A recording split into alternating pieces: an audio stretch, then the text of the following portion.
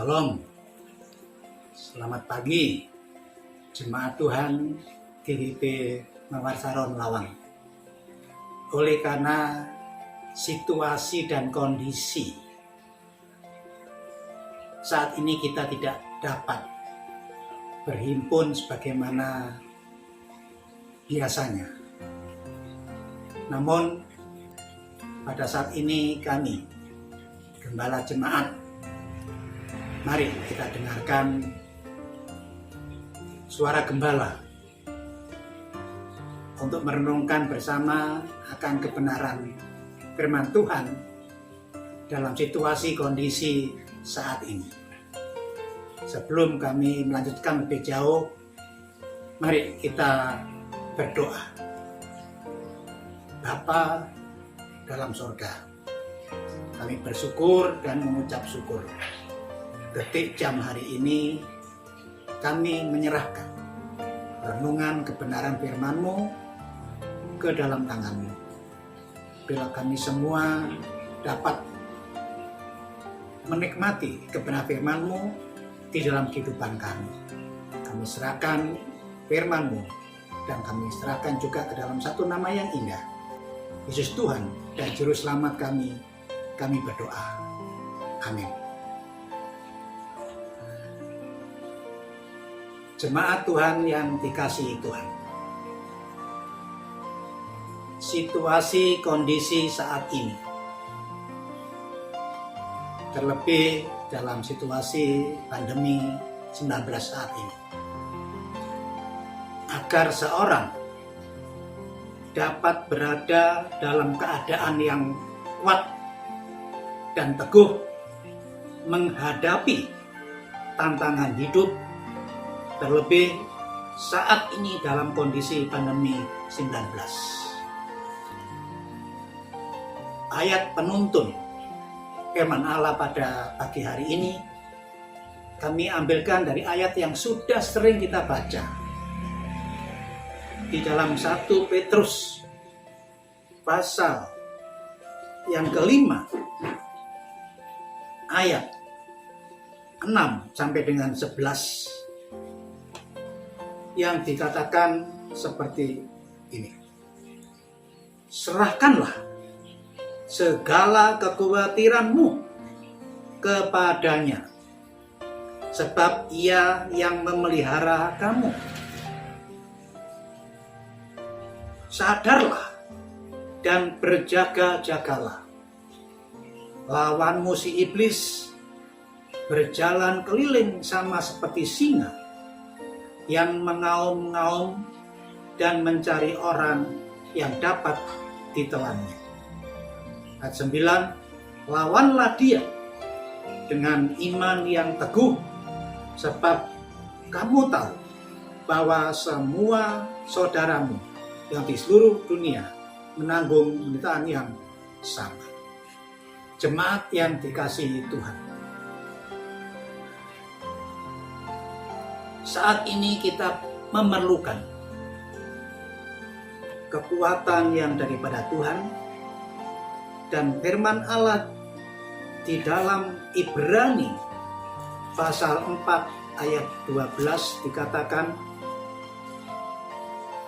sebab firman Allah hidup dan kuat dan lebih tajam daripada pedang bermata dua manapun, yang menusuk amat dalam sampai memisahkan jiwa dan roh, sendi-sendi dan sungsum. Ia sanggup membedakan pertimbangan dan pikiran hati kita. Saudara yang kekasih, yang dikasihi Tuhan Yesus Kristus, firman Allah hidup dan kuat dan lebih tajam daripada pedang bermata dua. Tuhan mau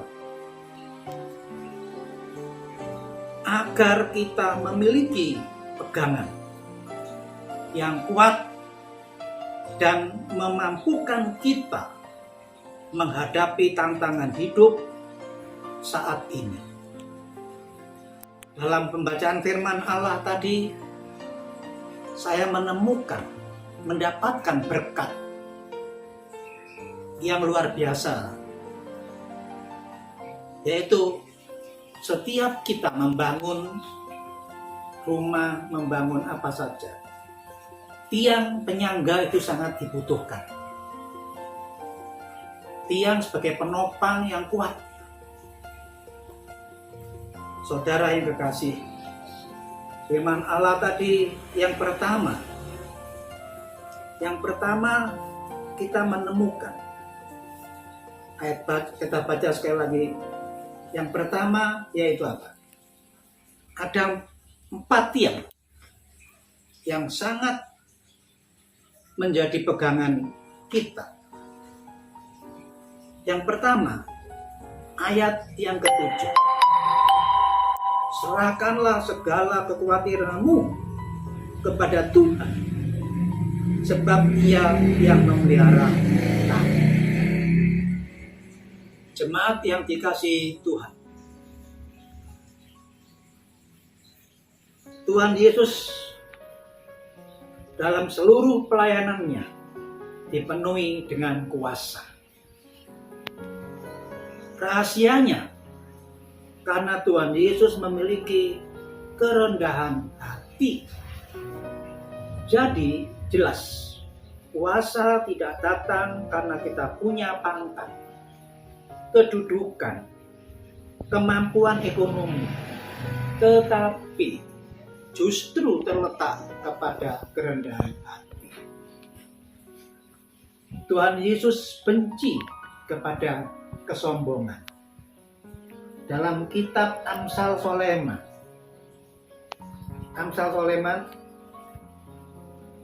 pasal yang ke-8 ayat yang ke-13. Takut akan Tuhan ialah membenci kejahatan. Aku benci kepada kesombongan,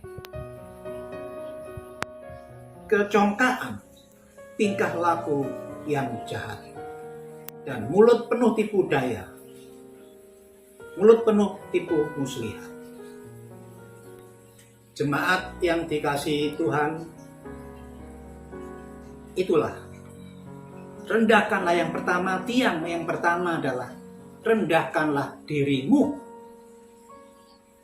kepada Tuhan, bergantung kepada Tuhan.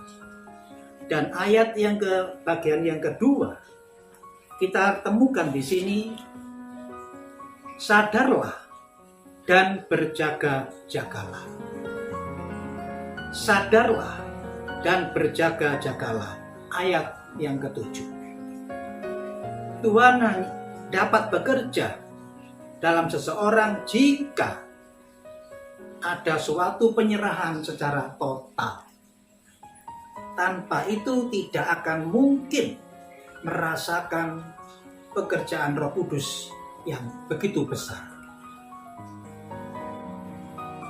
Jadi Tuhan memerlukan penyerahan total dari kita sebagai jemaatnya. Lebih-lebih saat ini kita semua menghadapi situasi kondisi yang seperti ini. Sebab itu perlu kita serahkan kekhawatiran kita sepenuhnya, secara total kepada Tuhan Yesus Kristus. Dan yang ketiga, ayat yang ke-8.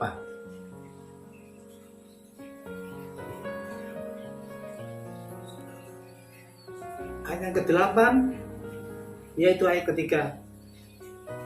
Sadarlah dan berjaga-jagalah, lawanmu si iblis berjalan keliling sama seperti singa yang mengaum-ngaum dan mencari orang yang dapat ditelan. Sadar dan berjaga-jaga. Orang yang sadar dan berjaga-jaga adalah orang yang selalu siap dan lawas diri terhadap musuh-musuh yang akan menyerang. Musuh dalam hal ini adalah bujuk rayu daripada si iblis. Untuk kita tidak lagi, oleh karena situasi, tidak lagi percaya akan kuasa Allah. Itu adalah tipu muslihat iblis. Namun saudara, sadar dan berjaga-jagalah. Yang keempat, ayat yang ke-9, lawanlah dia dengan iman yang teguh. Sebagai anak Tuhan, kita diberi kuasa untuk mengalahkan penguasa-penguasa di udara. Iblis bukan hanya diusir, tetapi harus dilawan di dalam nama Tuhan Yesus Kristus. Sidang Tuhan yang dikasihi oleh Tuhan Yesus Kristus, kita tidak dapat berpegang pada 4 tiang rohani dengan kekuatan diri sendiri. Patahkan dalam nama Tuhan Yesus segala kuasa iblis. Kita adalah milik Tuhan Yesus. Dalam Galatia 2 ayat 20, bahwa hidupku bukannya aku lagi, tapi Kristus yang ada di dalam aku. Saudara, mari,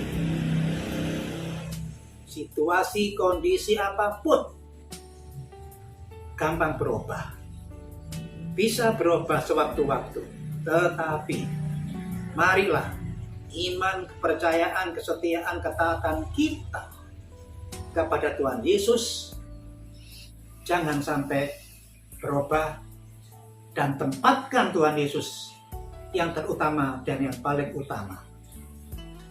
Komitmen kami, jemaat gembala, jemaat GG Pemasaran Lawan, ucapan syukur di dalam Tuhan Yesus jadikan menu kehidupan kita sehari-hari.